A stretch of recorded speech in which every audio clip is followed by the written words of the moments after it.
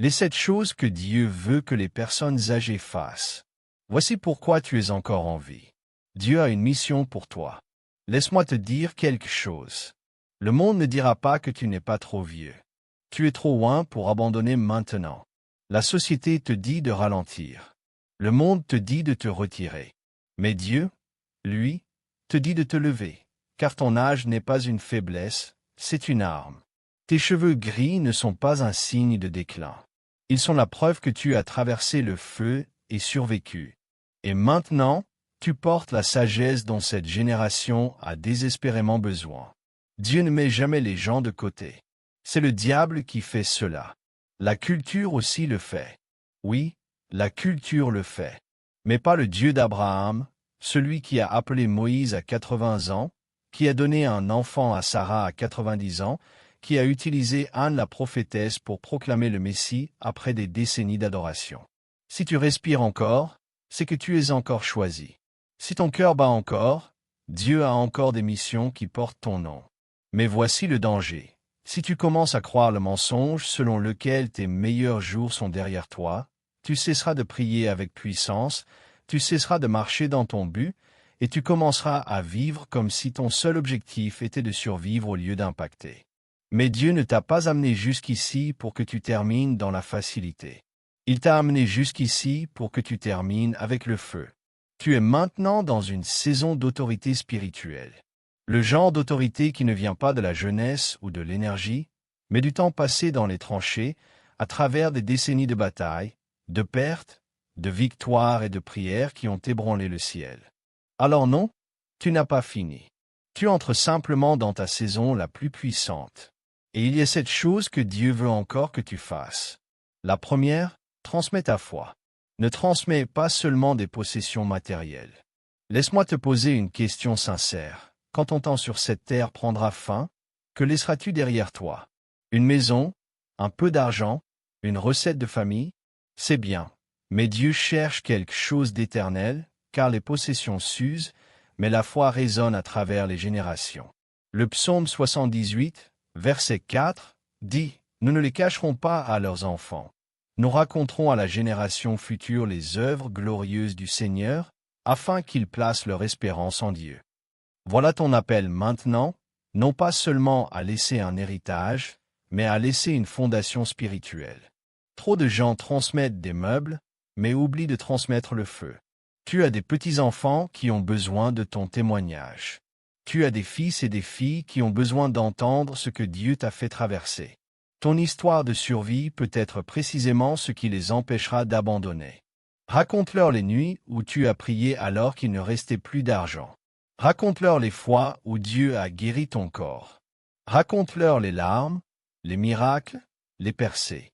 Ne te contente pas de leur montrer ta Bible, apprends-leur à s'en servir. Et écoute bien, il n'est pas trop tard. Même si tu n'as pas élevé tes enfants dans la foi, tu peux encore semer des graines aujourd'hui. Ta repentance et ton témoignage ont du poids. Écris-les. Dis-les à voix haute. Vis-les avec audace. Ne laisse pas ton héritage enfermé dans un coffre de banque. Laisse-le être inscrit dans le cœur de la prochaine génération. Tu ne verras peut-être pas le fruit de chaque graine que tu plantes, mais Dieu promet que la moisson viendra. Parce que lorsque tu transmets ta foi, tu ne laisses pas seulement un souvenir derrière toi, tu laisses un mouvement. Et c'est ce genre d'héritage que le ciel célèbre. La deuxième, par la vie. Tes paroles ont encore du pouvoir. Tu ne bouges peut-être plus aussi vite qu'avant. Tu ne peux peut-être plus soulever ce que tu pouvais autrefois. Mais laisse-moi te dire quelque chose qui n'a pas faibli avec l'âge, tes paroles. Le Proverbe 18, verset 21, dit « La langue a le pouvoir de la vie et de la mort. » Et ce verset n'expire pas quand tu atteins 60 ans. Ta voix a toujours du poids dans le royaume spirituel. Et si tu n'y prends pas garde, tu pourrais utiliser ce pouvoir pour maudire ce que Dieu veut bénir. Tu as beaucoup vu. Tu as traversé des saisons difficiles. Mais sois prudent, car la douleur, la déception et la fatigue peuvent te faire prononcer la mort sans même t'en rendre compte. Tu dis peut-être des choses comme « rien ne change jamais » ou « je deviens vieux » ou encore « cette génération est perdue ». Mais ce n'est pas la voix de la foi, c'est la voix de la défaite. Et le diable se réjouit quand les croyants âgés maudissent l'avenir avec leurs paroles. Écoute-moi. Tu as gagné le droit d'être écouté. Les gens tendent l'oreille quand tu parles. Ce n'est pas le moment de murmurer, c'est le moment de prophétiser. Commence à déclarer ce que Dieu dit, non ce que la peur dit. Parle la vie sur ta santé. Parle la bénédiction sur tes enfants. Parle la percée sur ton église. Parle le réveil sur ta communauté. Ne laisse pas tes paroles refléter tes douleurs, mais ton onction. Quand Caleb avait 85 ans, il a dit « Donne-moi 7 montagnes ». Il n'a pas parlé de retraite, il a parlé de conquête. Et Dieu l'a honoré. Et n'oublie pas, tes paroles ne façonnent pas seulement ton atmosphère, elles façonnent aussi l'état d'esprit de ceux qui viennent après toi. Les jeunes écoutent. Tes petits-enfants absorbent. Ce qu'ils t'entendent dire devient ce qu'ils croient normal. Alors sois la voix qui construit, non celle qui brise. Sois celui qui parle avec espérance, pas seulement avec expérience. Sois celui qui déclare la guérison, pas seulement l'histoire. Sois celui qui dit « Dieu n'en a pas fini avec moi ni avec cette famille ». Parce que lorsque tu parles la vie, tu ne libères pas seulement un son, tu libères un héritage spirituel. La troisième, continue à servir. La retraite n'existe pas dans la Bible. Laisse-moi te dire quelque chose qui pourrait te surprendre, le ciel ne reconnaît pas la retraite. Tu ne trouveras nulle part le mot « retraite » dans les Écritures lorsqu'il s'agit de ton appel. Le monde, lui, te dit de ralentir, de te reposer et de laisser les jeunes s'en occuper. Mais dis-moi, où Dieu a-t-il dit cela? A-t-il mis Abraham à la retraite quand son corps est devenu vieux? Non. Il lui a donné une promesse qui a survécu à sa propre vie. A-t-il mis Moïse à la retraite à 80 ans? Non. Il a commencé sa mission à cet âge-là. A-t-il mis Anne, la vieille veuve du chapitre 2 de l'Évangile selon Luc, à la retraite? Non. Elle a passé ses dernières années à adorer, à jeûner et à prophétiser dans le temple. Et Dieu l'a honorée en lui permettant de voir le Messie de ses propres yeux. Dieu n'a pas besoin de ta jeunesse. Il a besoin de ton « oui ». Tu ne cours peut-être plus aussi vite, mais tu peux intercéder plus fort que jamais. Tu ne diriges peut-être plus sur la scène, mais tu peux encadrer quelqu'un dans l'ombre. Tu ne prêches peut-être plus un sermon, mais tu peux encore dire la vérité à quelqu'un qui souffre. Il y a des cœurs solitaires dans ton église qui ont besoin de ta compassion. Il y a des mères célibataires qui ont besoin de ta sagesse. Il y a des hommes brisés qui ont besoin de ta force. Ne crois surtout pas le mensonge selon lequel ton utilité est terminée. L'ennemi veut te faire croire que ta saison est finie. Mais le royaume de Dieu n'a pas de date d'expiration pour l'obéissance. La lettre aux Romains, chapitre 12, verset 11, dit « Ayez du zèle, et non de la paresse. Soyez fervents d'esprit, servez le Seigneur. » Cela n'a pas été écrit uniquement pour les jeunes, mais pour les croyants de tout âge. Alors, au lieu de rouler tranquillement jusqu'à la ligne d'arrivée, cours. Au lieu de te reposer, prends ton poste, dans la prière, dans le service, dans la sagesse.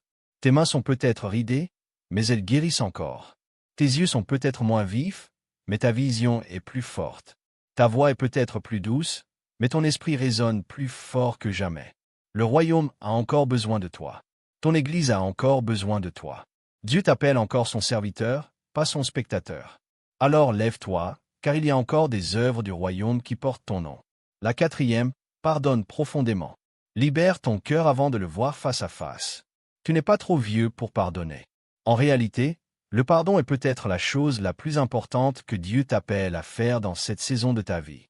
Soyons honnêtes, si tu as vécu assez longtemps, tu as été blessé par la famille, par des amis, peut-être même par des frères et sœurs d'église. On t'a menti, on t'a mis de côté, on t'a mal compris, on t'a maltraité, et à chaque blessure, quelque chose s'est endurci dans ton cœur. Peut-être as-tu pardonné extérieurement, mais au fond, la douleur demeure. Mais écoute bien, tu ne peux pas entrer dans l'éternité en t'accrochant à ce dont Jésus est mort pour te libérer. Jésus a dit dans Matthieu, chapitre 6, verset 14, « Si vous pardonnez aux hommes leurs offenses, votre Père céleste vous pardonnera aussi. » Ce n'est pas une simple suggestion, c'est un avertissement. Le manque de pardon n'alourdit pas seulement ton cœur, il empoisonne ton âme. Et plus tu vieillis, plus cela devient dangereux, car l'amertume grandit en silence. Elle se cache sous des phrases comme « je vais bien », c'était il y a longtemps, mais elle est toujours là, bloquant ta paix intérieure. Il est temps de lâcher prise. La personne qui t'a blessé ne s'excusera peut-être jamais. Ce membre de ta famille qui t'a trahi ne reconnaîtra peut-être jamais sa faute. Mais tu ne pardonnes pas pour leur bien, tu pardonnes pour le tien. Pour pouvoir respirer à nouveau. Pour pouvoir adorer sans culpabilité, sans amertume, sans douleur cachée. Pour pouvoir rencontrer Jésus face à face avec un cœur pur. Tu n'es pas trop vieux pour guérir. Tu n'es pas trop vieux pour être libéré. Ne transporte pas de vieilles blessures dans une nouvelle saison. Ne laisse pas le passé avoir plus de pouvoir que la croix. Et ne permets pas que le dernier chapitre de ta vie soit rempli de rancune alors qu'il pourrait être rempli de liberté. Choisis la paix. Choisis la liberté. Choisis le pardon, pas une seule fois, mais chaque fois que l'ennemi essaie de te rappeler le mal que tu as subi. Car tu ne veux pas entrer dans l'éternité en portant ce que Dieu a déjà enterré. La 5e, reste affamé de Dieu. Ne te contente pas de la religion. Laisse-moi te poser une question qui va droit au cœur. Ta marche avec Dieu est-elle devenue une routine? Tu pries encore, mais seulement par habitude? Tu lis encore ta Bible, mais elle ne te touche plus comme avant? Tu vas encore à l'église, mais au fond de toi, tu te sens sec? Ce n'est pas parce que tu es vieux. C'est parce que ta faim s'est éteinte, et Dieu t'appelle à la ranimer. Le psaume 92, versets 12 à 14, dit « Le juste croîtra comme le palmier. Il portera encore des fruits dans la vieillesse, il sera plein de sève et verdoyant. » As-tu compris? Dieu ne te veut pas dessécher. Il te veut vivant, non pas plein de religion, mais plein de feu. Tu vois, en vieillissant, beaucoup se contentent. Ils s'habituent à la tradition, à la routine. Ils cessent d'attendre que Dieu parle comme avant. Mais écoute, Dieu n'a pas cessé de parler. C'est nous qui avons cessé d'écouter. Quand as-tu pleuré pour la dernière fois dans l'adoration? Quand es-tu assis assez longtemps pour entendre Dieu te murmurer?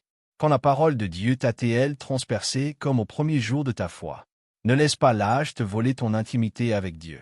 Tu ne cries peut-être plus comme avant, mais tu peux encore brûler d'un feu saint. Tu ne jeûnes peut-être plus plusieurs jours, mais tu peux encore rester longtemps dans sa présence. Tu ne comprends peut-être pas tous les nouveaux chants, mais tu peux encore adorer avec un cœur pur et sincère. Laisse-moi te dire la vérité. Dieu n'est pas impressionné par ton assiduité à l'Église. Ce qu'il veut, c'est ton cœur. Il veut être avec toi, pas seulement dans tes routines religieuses. Alors ne te contente pas des souvenirs de ce que Dieu faisait autrefois. Avance. Demande plus. Prie comme si tu venais juste de le rencontrer. Adore comme s'il était le seul dans la pièce. Lis la parole comme si ta vie en dépendait, parce qu'elle en dépend. Dieu continue de se révéler. Dieu continue de remplir. Dieu continue de parler. Et si tu restes affamé, il te rencontrera là. Parce que même dans la vieillesse, tu peux être plein de feu. Laisse cela te toucher. Tu ne fais pas que mourir, tu fais la transition vers l'éternité. Et ce que tu fais maintenant résonnera pour toujours. Alors, laisse-moi te poser une question. Vis-tu pour la terre ou pour le ciel? Tu peux passer tes dernières années à accumuler des choses ou à gagner des âmes. Tu peux passer ton temps à regarder la télévision ou à observer qui a besoin de prière. Tu peux gaspiller ton dernier souffle à bavarder ou l'utiliser pour bénir ta famille avec une foi audacieuse. Dieu ne t'appelle pas à entrer tranquillement au ciel les mains dans les poches. Il t'appelle à finir fort, avec un but dans le regard et l'éternité dans le cœur. Cela signifie arranger ce qui doit l'être. Cela signifie rester vigilant. Cela signifie pardonner pleinement, aimer profondément, obéir rapidement. Arrête de dire « je le ferai plus tard ». Plus tard est un mensonge que l'ennemi utilise pour te voler le présent. Tu es dans l'acte final de ton histoire, et la manière dont tu la vis résonnera à travers toute l'éternité. Prépare ton cœur. Prépare ton âme. Vis en gardant à l'esprit le tribunal de Christ. Non pas avec crainte, mais avec fidélité. Tu n'as pas besoin de craindre de te tenir devant Jésus, si tu as passé ta vie à marcher avec lui. Numéro 7. Bénis la jeune génération. Sois une couverture spirituelle. Laisse-moi te dire quelque chose de puissant. Tu n'étais pas seulement destiné à vieillir, tu étais destiné à devenir une couverture, un bouclier, un protecteur, une ancre spirituelle pour la génération qui te suit. Ne sous-estime pas la puissance de ta bénédiction. Dans Genèse chapitre 49, avant de mourir, Jacob rassembla ses fils et prononça la vie sur chacun d'eux. Il ne leur laissa pas de l'argent, il leur laissa une direction prophétique. C'est ce que Dieu t'appelle à faire en cette saison, bénir. Pas seulement financièrement, mais spirituellement. Tu as vu trop de choses pour rester silencieux. Tu as traversé trop de feux pour ne pas parler. Cette génération cherche la vérité tout en se noyant dans les mensonges. Elle n'a pas besoin d'une nouvelle tendance ou d'un TikTok. Elle a besoin de quelqu'un comme toi, rempli de feu, de sagesse et de prière. Elle a besoin d'une voix qui dise « Je vois la grandeur en toi. Je déclare les promesses de Dieu sur ta vie. Je brise toute malédiction générationnelle au nom de Jésus. » Tes paroles ne sont pas seulement belles, elles sont nucléaires dans l'esprit. Alors, arrête de maudire la jeune génération. Arrête de dire les jeunes d'aujourd'hui et commence à intercéder. Prie pour leur pureté. Couvre leur appel. Protège-les dans l'esprit comme un guerrier avec une épée. Sois la voix du ciel dans un monde qui crie la confusion. Tu ne comprends peut-être pas leur langage, mais tu comprends leurs besoins de Dieu. Tu ne t'habilles peut-être pas comme eux, mais tu peux encore les envelopper de tes prières. Ils n'ont pas besoin que tu sois à la mode. Ils ont besoin que tu sois vrai. Sois celui qui pose les mains sur eux et qui dit « Dieu n'en a pas fini avec toi. Tu es né pour plus. » Sois celui qui leur dit « Tu n'es pas trop brisé. Tu n'es pas trop perdu. » Sois celui qui leur rappelle qu'il y a de la puissance dans le nom de Jésus. Car lorsque tu bénis la génération suivante, tu ne fais pas que les envoyer en avant, tu assures ton héritage dans le royaume. Tu es peut-être à la fin de ta course, mais ta bénédiction peut lancer la leur. Et le ciel se souviendra de la semence que tu as semée. Conclusion. Tu n'es pas trop vieux. Tu es juste à temps. Laisse-moi te regarder dans les yeux et te dire quelque chose que le diable essaie de t'empêcher d'entendre. Tu n'es pas trop vieux. Tu es juste à temps. Le monde a peut-être cessé d'appeler ton téléphone. Ton travail t'a peut-être laissé partir. Ton corps n'est peut-être plus aussi fort. Mais le ciel n'a pas changé d'avis à ton sujet. Dieu appelle encore ton nom. Il écrit encore ton histoire. Il t'envoie encore vers des personnes. Il prépare encore des couronnes, des récompenses et une gloire éternelle pour tout ce que tu fais en son nom. Tu n'es pas à la retraite. Tu es raffiné. Tu ne ralentis pas. Tu entres dans ta maturité spirituelle. Ne crois pas le mensonge qui dit que ta saison est passée. Tant que tu respires, tu as un but. Tant que ton cœur bat, tu as un appel. Tant que tu peux parler, tu as le pouvoir de changer la destinée de quelqu'un par tes paroles. Peut-être n'as-tu pas tout bien fait. Peut-être penses-tu avoir perdu du temps. Mais écoute-moi, Dieu n'est pas limité par ton passé. Il est concentré sur ta prochaine étape. Et ta prochaine étape, c'est celle-ci, finis fort. Ne rentre pas jusqu'à la ligne d'arrivée en traînant des regrets et de l'amertume. Cours comme un guerrier. Adore comme un champion. Marche avec audace, foi et feu. Dis la vérité. Bénis les générations. Pardonne rapidement. Aime profondément. Prie avec ferveur. Et prépare-toi à rencontrer ton roi, non pas avec peur, mais avec la foi dans les yeux et le feu dans l'âme. Cette vie n'a jamais été une question de confort, mais d'appel. Alors ne gaspille pas ces derniers chapitres, ils pourraient être les plus puissants de tous. La Bible est remplie de personnes que Dieu a utilisées après que le monde les ait jugées finies. Moïse a conduit une nation hors de l'esclavage à 80 ans. Caleb a conquis un nouveau territoire à 85 ans. Anne, la prophétesse, a jeûné et adoré jusqu'à un âge avancé et a vu le Messie de ses propres yeux. Paul a écrit ses dernières lettres depuis la prison, non depuis la retraite. Et Jésus lui-même a accompli sa mission dans ses derniers souffles. Alors, qu'est-ce qui te fait penser que Dieu en a fini avec toi?